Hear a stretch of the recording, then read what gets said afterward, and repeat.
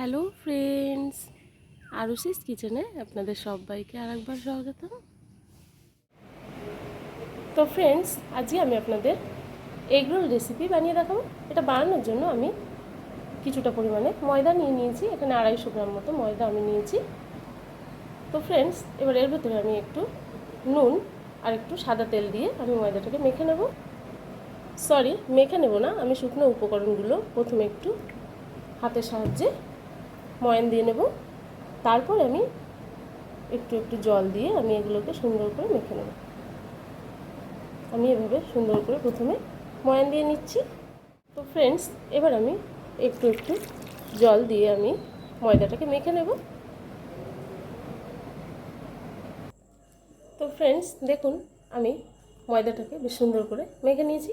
এবার এগুলোকে আমি এক একটা পরোটার আকারে বেলে নেব। তো ফ্রেন্ডস, এগুলো বানানোর জন্য আমি 3টে পরোটা বেলে নিয়েছি। এবার এটাকে আমি সেঁকে নেব একটা কড়াইতে দিয়ে। ফ্রেন্ডস, আমি 3টে পরোটা বেলে নিয়েছি। এটাকে এবার আমি কড়াইতে দিয়ে সেঁকে নেব। তো ফ্রেন্ডস, আমি কড়াইতেই পরোটাটা ভেজে নেব। কড়াই গরম হয়ে গেছে, দিয়ে দিচ্ছি সাদা তেল।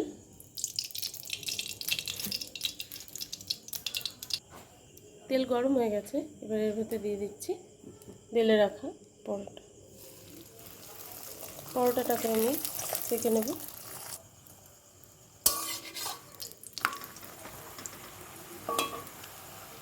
আমি পরোটাটাকে সুন্দর করে সেঁকে নিচ্ছি।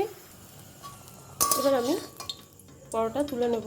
এরকমভাবে একে একে আমি বেশ কয়েকটা পরোটা ভেজে নেব। পরোটা সবাই ভাজতে পারে, ভাজাটা আর দেখানোর দরকার নেই। তো ফ্রেন্ডস, আমি পরোটাগুলো একটা সাইড কিন্তু একটু কাঁচা কাঁচা রেখে ভেজেছি। এভাবেই ভাজতে হবে এগুলো বানাতে গেলে। আর একটা সাইড একটু বেশি ভেজেছি। তো এবার আমি কড়াইতে দিয়ে দেব আবার কিছুটা সাদা তেল দিয়ে দিচ্ছি এবং দিয়ে দেব কিছুটা ডিম। কিছুটা বলতে একটা গোটা ডিম আমি দিয়ে দিলাম। এবার এই ডিমের উপরে এই কাঁচা দিকটা আমি এভাবে রেখে দেবো। কাঁচা পরোটা রেখে আমি এটাকে ভেজে নেব বেশ সুন্দর করে।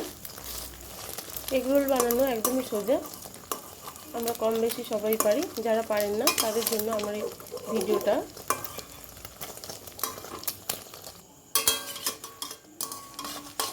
ভাজা হয়ে গেছে, এবার আমি এটাকে তুলে নিচ্ছি, একটা প্লেটে তুলে রেখে দেব। এভাবে আমি 3টে পরোটাই ভেজে নেব ডিম। ফ্রেন্ডস, আমি এবার নিয়ে নিচ্ছি একটা কাগজ।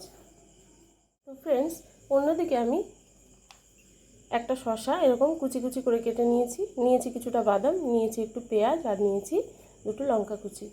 এবার আমি প্রথমে একটা পেপার এভাবে কেটে নিয়েছি, সেটাকে আমি দিয়ে দিলাম। ওর উপরে আমি দিয়ে দেব ডিম দিয়ে ভাজা পরোটার একটা সাইড একটু উপর দিকে থাকবে এরকম। তার উপরে আমি দিয়ে দিচ্ছি প্রথমে একটু শসা দেব, দিয়ে দেব একটু পেঁয়াজ, সামান্য একটু পেঁয়াজ কুচি, তার উপরে দেব একটু কাঁচা লঙ্কা। এবার দেব একটু বাদাম,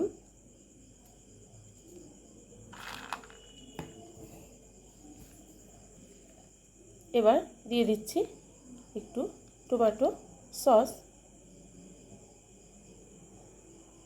আমার মেয়ে বসে রয়েছে এগ রোল খাবে বলে।